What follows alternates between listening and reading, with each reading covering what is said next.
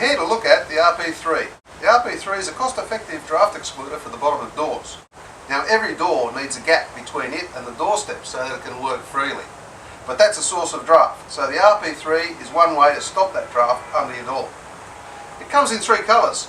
Here we can see the bronze anodized, it comes in gold anodized and clear anodized, which is a silver colour. How does it work? Inside the RP3 is a spring that normally keeps the blade up. When you close the door, there's a little adjustable cam that drives it down so that the rubber blade makes a nice seal against the doorstep, as you can see here. When you open the door, the spring in the RP3 automatically lifts the blade up clear of any obstruction.